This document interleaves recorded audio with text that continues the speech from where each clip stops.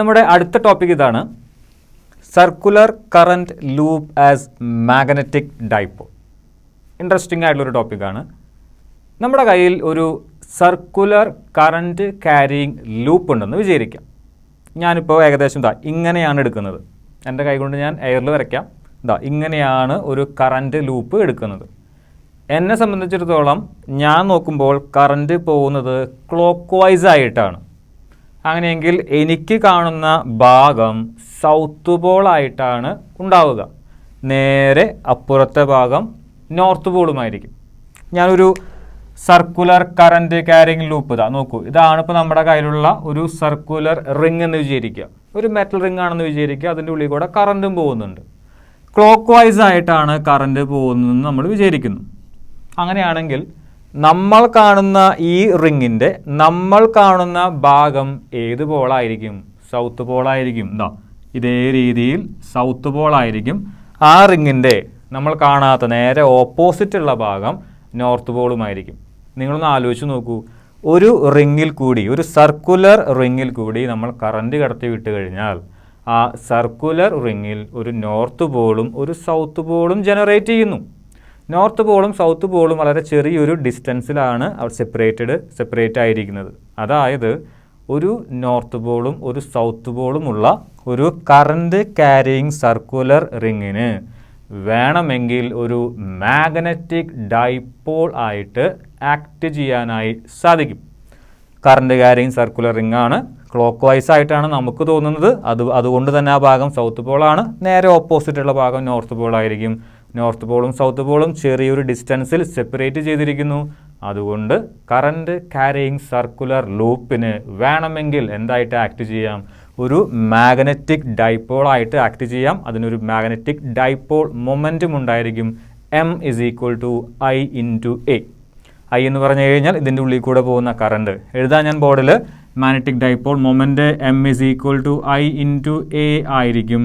അതിൽ I എന്ന് പറഞ്ഞു കഴിഞ്ഞാൽ ഈ ലൂപ്പിൽ കൂടി പോകുന്ന കറൻറ്റും A എന്ന് പറഞ്ഞു കഴിഞ്ഞാൽ ഈ ലൂപ്പിൻ്റെ ഏരിയ ആയിരിക്കും. ഇതൊരു സർക്കുലർ ലൂപ്പ് ആയതുകൊണ്ട് π×r² എടുത്തു കഴിഞ്ഞാൽ ഇതിൻ്റെ ഏരിയ നിങ്ങൾക്ക് കിട്ടും. ഇനി എമ്മിൻ്റെ ഡയറക്ഷൻ എങ്ങോട്ടായിരിക്കും? സൗത്തിൽ നിന്ന് നോർത്തിലേക്ക്. അല്ലെങ്കിൽ right hand thumb rule. Clockwise ആണെങ്കിൽ ഈ ഒരു രീതിയിൽ നിങ്ങളുടെ കൈ കേൾ ചെയ്യുക. കറൻറ്റ് പോകുന്ന ഡയറക്ഷനിൽ കൈകൾ 4 വിരലുകൾ കേൾ ചെയ്യുക. തമ്പ് നിൽക്കുന്ന ഡയറക്ഷൻ ആയിരിക്കും മാഗ്നറ്റിക് ഡൈപോൾ മൊമെൻറ്റിൻ്റെ ഡയറക്ഷൻ. അതായത് എമ്മിൻ്റെ ഡയറക്ഷൻ. എമ്മിൻ്റെ മാഗ്നിറ്റ്യൂഡ് IA ആണ്. ഡയറക്ഷൻ സൗത്തിൽ നിന്ന് നോർത്തിലേക്കാണ്. അല്ലെങ്കിൽ റൈറ്റ് ഹാൻഡ് തമ്പ് റൂൾ ഉപയോഗിച്ച് കണ്ടുപിടിക്കാം. ഇനി N ടേൺസ് ഉണ്ടെങ്കിലോ N × IA ആയിരിക്കും. ഇത്രയും കാര്യങ്ങളൊക്കെ നമ്മൾ പറഞ്ഞ് അവസാനിപ്പിച്ചതാണ്. ഇനി നമുക്ക് പ്രൂവ് ചെയ്യണം. എന്താണ് പ്രൂവ് ചെയ്യേണ്ടത്? അത് തന്നെയാണ് ടോപ്പിക്. സർക്കുലർ കറൻറ്റ് ലൂപ്പ് എന്തായിട്ട് ആക്ട് ചെയ്യുമെന്ന് പ്രൂവ് ചെയ്യണം. മാഗ്നറ്റിക് ഡൈപോൾ ആയിട്ട് ആക്ട് ചെയ്യുമെന്ന് പ്രൂവ് ചെയ്യണം. അതിനുവേണ്ടി നമ്മൾ പഠിച്ച 1-2 കാര്യങ്ങൾ നമ്മൾ ഓർത്തെടുക്കുന്നു. ഒരു ഇലക്ട്രിക് ഡൈപോളിൽ ഞാൻ ബോർഡിൽ വരച്ചിട്ടുണ്ട്. നോക്കൂ, -Qയും +Qയും ചെറിയൊരു ഡിസ്റ്റൻസിൽ സെപ്പറേറ്റ് ചെയ്തിട്ടുണ്ട്. ഈക്വലൻ മാഗ്നിറ്റ്യൂഡാണ്. 2 ചാർജുകളും ഈക്വലാണ്. പക്ഷേ സൈൻ ഓപ്പോസിറ്റ് ആണ്. Separated by a distance, small distance. അതിൻ്റെ ആക്സിയൽ ലൈനിൽ, ഇലക്ട്രിക് ഡൈപോളിൻ്റെ ആക്സിയൽ ലൈനിൽ ഞാനൊരു പോയിന്റ് എടുത്തിട്ടുണ്ട്. P എന്നതാണ് ആ പോയിന്റ്. സെൻറ്ററിൽ നിന്ന്, ഇലക്ട്രിക് ഡൈപോളിൻ്റെ സെൻറ്ററിൽ നിന്ന് ആ പോയിന്റിലേക്കുള്ള ഡിസ്റ്റൻസ് x ആണ്. നമ്മൾ ഫസ്റ്റത്തെ ചാപ്റ്ററിൽ അതിനെ R എന്ന് പറഞ്ഞിട്ടാണ് എടുത്തിരുന്നത്. ഇവിടെ ജസ്റ്റ് ഒന്ന് മാറി ചിന്തിച്ചിരിക്കുന്നു. x എന്ന് പറയുന്ന ഡിസ്റ്റൻസ് ആണ് എടുത്തിരിക്കുന്നത്.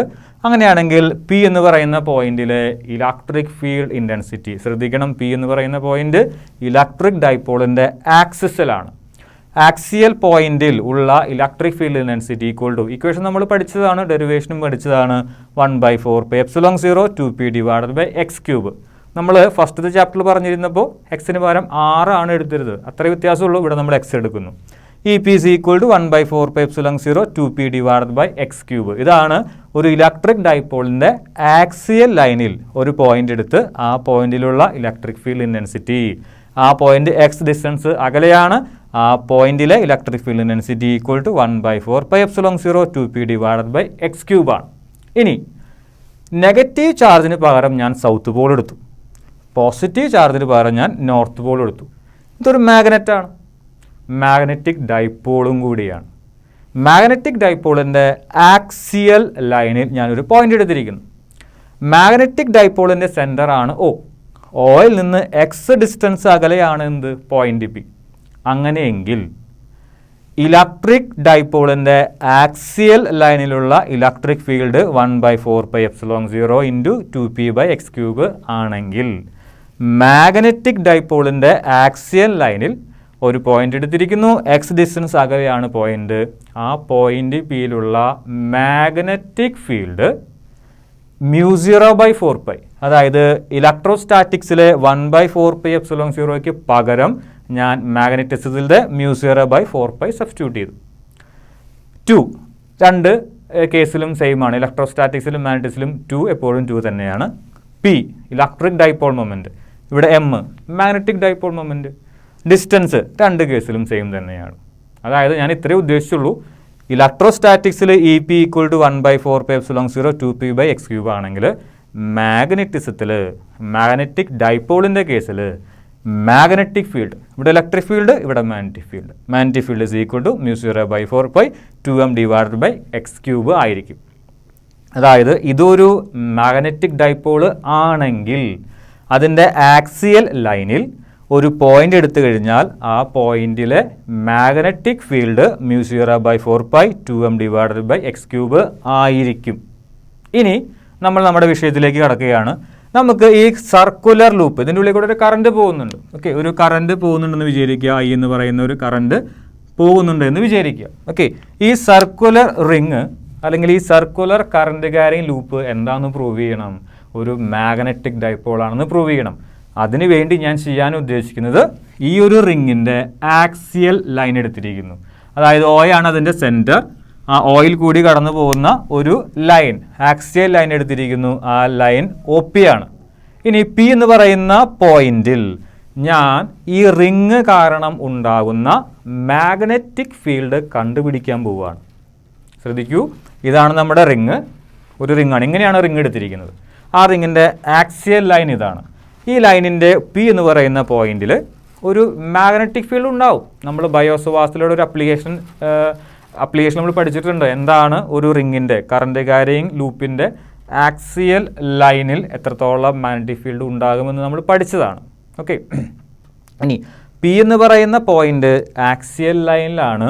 P എന്ന് പറയുന്ന പോയിന്റിലെ മാഗ്നറ്റിക് ഫീൽഡ് ഏതെങ്കിലും കാരണവശാൽ μ0/4π × 2m/x³ എന്ന് കിട്ടിക്കഴിഞ്ഞാൽ നമുക്ക് ഈ കറണ്ട് ക്യാരിയിങ് സർക്കുലർ റിങ് എന്താണെന്ന് പറയാം? മാഗ്നറ്റിക് ഡൈപോൾ ആണെന്ന് പറയാം. ഒന്നും കൂടി വിശദീകരിക്കാം. നമ്മുടെ കയ്യിൽ ഒരു സർക്കുലർ റിങ് ഉണ്ട്, കറണ്ട് ക്യാരിയിങ് സർക്കുലർ റിങ് ഉണ്ട്. അതിൻ്റെ സെൻറ്ററിൽ കൂടി ഒരു ആക്സിയൽ ലൈൻ പോകുന്നുണ്ട്. ആക്സിയൽ ലൈനിൽ ഞാനൊരു പോയിന്റ് എടുത്തു, പി ആണ് നമ്മുടെ പോയിന്റ്. ഇത് ഒരു ഡൈപോൾ ആണെങ്കിൽ, ഈ റിങ് ഒരു മാഗ്നറ്റിക് ഡൈപോൾ ആണെങ്കിൽ ഇതാണ് ആ ഡൈപോളിൻ്റെ ആക്സിസ്. ആക്സിസിൽ ഒരു പോയിൻ്റാണ് പി. ഈ പിയിൽ എത്രത്തോളം മാഗ്നറ്റിക് ഫീൽഡ് ആക്ട് ചെയ്യണം? μ0/4π 2m/x³ എന്ന് പറയുന്ന മാഗ്നറ്റിക് ഫീൽഡ് ആക്ട് ചെയ്യണം. ചെയ്ത് കഴിഞ്ഞാൽ ഈ കറണ്ട് ക്യാരിയിങ് സർക്കുലർ റിങ് എന്താണ്? മാഗ്നറ്റിക് ഡൈപോളാണ്. നമുക്ക് നോക്കാം അത് തന്നെയാണോ, ഈ ഒരു ഇക്വേഷൻ തന്നെയാണോ നമുക്ക് കിട്ടുന്നതെന്ന് നമുക്ക് നോക്കാം. ബയോസവാസിലൂടെ അപ്ലിക്കേഷനിൽ, ആ ബയോസവാസിൽ നമ്മൾ പറഞ്ഞിരുന്നു, അതിൻ്റെ കമ്പാരിസനൊക്കെ പറഞ്ഞിരുന്നു, ഫീച്ചേഴ്സ് പറഞ്ഞു, കൂളംസ് ലോ ആയിട്ട് നമ്മളതിനെ സിമിലാരിറ്റീസും ഡിസിമിലാരിറ്റീസും ഒക്കെ പറഞ്ഞു. അതിനുശേഷം നമ്മളൊരു ഡെറിവേഷൻ നമ്മൾ ഡിസ്കസ് ചെയ്തിരുന്നു. ഒരു പക്ഷേ നിങ്ങൾക്ക് ഓർമ്മയുണ്ടാകും, ഒരു കറണ്ട് ക്യാരിയിങ് സർക്കുലർ റിങ് കാരണം പി എന്ന് പറയുന്ന പോയിന്റിൽ ഉണ്ടാകുന്ന magnetic field, total magnetic field B is equal to μ0IR² divided by 2 times of R² plus X² whole raised to 3/2. ഇത് നമ്മൾ ബയോസവാസിലോൽ പഠിച്ചതാണ്. ഇനി ഇതിൽ ഞാൻ ചെറിയൊരു അപ്രോക്സിമേഷൻ കൊണ്ടുവരിക. അതായത് ഇവിടെ R ഉണ്ട്, X ഉണ്ട്. R എന്ന് പറഞ്ഞു കഴിഞ്ഞാൽ ഈ ഒരു സർക്കുലർ റിങ്ങിൻ്റെ റേഡിയസ് ആണ്. X എന്ന് പറയുന്നത് ഈ ആക്സിയൽ ഡിസ്റ്റൻസുമാണ്. ഞാൻ എടുക്കുന്നു X is much greater than capital R. നമ്മൾ എടുക്കുന്ന പോയിന്റ് വളരെയധികം ദൂരെയാണെങ്കിൽ എക്സിൻ്റെ വാല്യൂ ആറിൻ്റെ വാല്യൂ വെച്ച് കമ്പയർ ചെയ്യുമ്പോൾ വളരെ വലുതാണ്. X is much greater than capital R. അങ്ങനെയെങ്കിൽ ഈ എക്സിൻ്റെ ഒപ്പമുള്ള ആറിന് നിങ്ങൾക്ക് എത്ര കൊടുക്കാം? 0 കൊടുക്കാം. ഈ ഒരു കണ്ടീഷൻ സാറ്റിസ്ഫൈ ചെയ്യണമെന്ന് മാത്രം. X is much greater than R ആണെങ്കിൽ എക്സിൻ്റെ ഒപ്പം ആഡ് ചെയ്തിരിക്കുന്ന ഈ ക്യാപിറ്റൽ ആറിന് എന്ത് കൊടുക്കാം? 0 കൊടുക്കാം. എന്ന് കരുതി ന്യൂമറേറ്ററിലത്തെ ആറിന് കൊണ്ടുപോയിട്ട് 0 കൊടുക്കരുത്. എക്സിൻ്റെ ഒപ്പം ആഡ് ചെയ്തിരിക്കുന്ന ക്യാപിറ്റൽ ആറിന് എത്ര കൊടുക്കാം? 0 കൊടുക്കാം. അങ്ങനെയാണെങ്കിൽ ഡിനോമിനേറ്റർ എങ്ങനെ മാറും? 2 × 0 + x² ² 3/2. x² ² 3/2 x⁻⁶/2 ആണ്. x³ ഇക്വേഷൻ എങ്ങനെ മാറും? μ0 IR² / 2 × x³. ഇതാണ് നമ്മുടെ മാഗ്നറ്റിക് ഫീൽഡ്. എവിടെയുള്ള മാഗ്നറ്റിക് ഫീൽഡ്? പി എന്ന് പറയുന്ന പോയിന്റിലുള്ള മാഗ്നറ്റിക് ഫീൽഡ്. ഓക്കെ, ഇനി ഈ ഒരു ഇക്വേഷൻ ഞാൻ 2π കൊണ്ട് മൾട്ടിപ്ലൈ ചെയ്യുന്നു, 2π കൊണ്ട് ഡിവൈഡ് ചെയ്യുന്നു. മാത്തമാറ്റിക്കലി അത് കറക്റ്റാണ്. B is equal to μ0 IR² / 2x³ × 2π / 2π. ഇനി ആ പൈയുടെ പൊസിഷൻ അങ്ങോട്ടും ഇങ്ങോട്ടൊക്കെ ഒന്ന് മാറ്റി കൊടുക്കുകയാണ് ഞാൻ. നോക്കുക, 2നെ ഞാൻ ആദ്യം എഴുതി. നോക്കൂ, 2നെ ഞാൻ ആദ്യം എഴുതി. അതിനുശേഷം μ0 എഴുതി. പിന്നെ ഒരു ഐ ഉണ്ട്, ഐ ഞാൻ എഴുതിയിട്ടുണ്ട്. പിന്നെ ഒരു പൈ കിടക്കുന്നുണ്ട്, പൈ ഞാൻ എഴുതിയിട്ടുണ്ട്. ഒരു r² ഞാൻ എഴുതിയിട്ടുണ്ട്. ഡിവൈഡഡ് ബൈ, ഇവിടെ 2ഉം 2ഉം കൂടി 4 എഴുതിയിട്ടുണ്ട്. ഇവിടെ ഒരു പൈ കിടക്കുന്നുണ്ട്, x³ കിടക്കുന്നുണ്ട്. ഈ ഇക്വേഷൻ ഞാനൊന്ന് റീഅറേഞ്ച് ചെയ്ത് ഈ രീതിയിൽ എഴുതി. 2 μ0 I πr² / 4π x³. ഇനി എന്താണ് ഈ πr²? നിങ്ങളൊന്ന് ചിന്തിച്ച് നോക്കൂ, എന്താണ് ഈ πr²? ആർ എന്ന് പറഞ്ഞു കഴിഞ്ഞാൽ ഈ ഒരു സർക്കിളിൻ്റെ, ഈ ഒരു കറൻറ്റ് ക്യാരിങ് സർക്കുലർ റിങ്ങിൻ്റെ റേഡിയസ് ആണ്. അപ്പോൾ πr² എന്താണ്? ഈ സർക്കുലർ റിങ്ങിൻ്റെ ഏരിയ ആണ്. അപ്പോൾ πr² പറയുന്നത് കൊടുക്കാം, എ കൊടുക്കാം. ഇവിടെ μ0, ഇവിടെ ഞാൻ ജസ്റ്റ് ഒന്ന് മാറ്റിയിട്ടുണ്ട്, നോക്കാം. μ0 നോക്കുക, μ0 എഴുതിയിട്ടുണ്ട്, 2 എഴുതിയിട്ടുണ്ട്, ഐയും എഴുതിയിട്ടുണ്ട്. πr² പകരം എ എഴുതിയിട്ടുണ്ട്. അതായത് capital area of the loop, circular loop. Divided by 4π separate ചെയ്ത് എഴുതി, x³ അതിൻ്റെ അപ്പുറത്തും എഴുതിയിട്ടുണ്ട്. അതായത് ഈ ഇക്വേഷൻ തന്നെയാണ് അപ്പുറത്ത് എഴുതിയിരിക്കുന്നത്. ചെറിയൊരു വ്യത്യാസമുള്ളൂ. πr² പകരം ഞാൻ ക്യാപിറ്റൽ എ കൊടുത്തിട്ടുണ്ട്. ഇനി നോക്കുക, എന്താണ് IA? തൊട്ട് മുമ്പ് നമ്മൾ പഠിച്ചുള്ളൂ. ഇവിടെ എഴുതിയിട്ടുണ്ട് ഞാൻ. എന്താണ് IA? നമ്മുടെ മാഗ്നറ്റിക് ഡൈപോൾ മൊമെൻ്റ് ആണ്. അങ്ങനെയാണെങ്കിൽ ഈ ഇക്വേഷൻ എങ്ങനെ എഴുതാം? μ0 / 4π 2 × ഐക്ക് പകരം എം എഴുതുക, ഡിവൈഡഡ് ബൈ x³. അതായത് പി എന്ന് പറയുന്ന പോയിന്റിൽ ആക്ട് ചെയ്യുന്ന magnetic field B is equal to μ0 / 4π 2m divided by x³ ആണ്. ശരിക്കും ഇവിടെ എന്താണ് സംഭവിച്ചത്? ഇതൊരു മാഗ്നറ്റിക് ഡൈപോൾ ആയിരുന്നു. ഇത് ഇലക്ട്രിക് ഡൈപോളും ഇതൊരു മാഗ്നറ്റിക് ഡൈപോളുമായിരുന്നു. മാഗ്നറ്റിക് ഡൈപോളിൻ്റെ ആക്സിയൽ ലൈനിൽ ഒരു പോയിന്റ് എടുത്തിരിക്കുന്നു. ആ പോയിന്റ് എക്സ് ഡിസ്റ്റൻസ് അകലെയാണ്. ആ എക്സ് ഡിസ്റ്റൻസ് അകലെയുള്ള പോയിന്റിൽ എക്സ്പീരിയൻസ് ചെയ്യുന്ന മാഗ്നറ്റിക് ഫീൽഡിൻ്റെ ഇക്വേഷൻ കമ്പയർ ചെയ്ത് നമ്മൾ കണ്ടെത്തി μ0 / 4π 2m ഡിവൈഡഡ് ബൈ x³. ഇനി ഇതൊരു സർക്കുലർ റിംഗ് ആണ്, കറൻറ്റ് ക്യാരിങ് സർക്കുലർ റിംഗ് ആണ്. അത് മാഗ്നറ്റിക് ഡൈപോൾ ആണെന്ന് നമ്മൾ പറഞ്ഞില്ല, പക്ഷേ അത് കറൻറ്റ് ക്യാരിങ് സർക്കുലർ റിംഗ് ആണ്. അതിൻ്റെ ആക്സിയൽ ലൈനിൽ ഒരു പോയിന്റിലുള്ള മാഗ്നറ്റിക് ഫീൽഡും എന്ത് തന്നെയാണെന്ന് നമ്മൾ കണ്ടെത്തി? μ0 / 4π 2m ഡിവൈഡഡ് ബൈ x³ തന്നെയാണെന്ന് കണ്ടെത്തി. അതായത് ഒരു മാഗ്നറ്റിക് ഡൈപോളിൻ്റെ ആക്സിയൽ ലൈനിലുള്ള മാഗ്നറ്റിക് ഫീൽഡും ഒരു circular ring, current carrying circular റിങ്ങിൻ്റെ ആക്സിയൽ ലൈനിലുള്ള മാഗ്നറ്റിക് ഫീൽഡും ഒന്ന് തന്നെയാണ്. അതുകൊണ്ട് circular current loop can act as a magnetic dipole.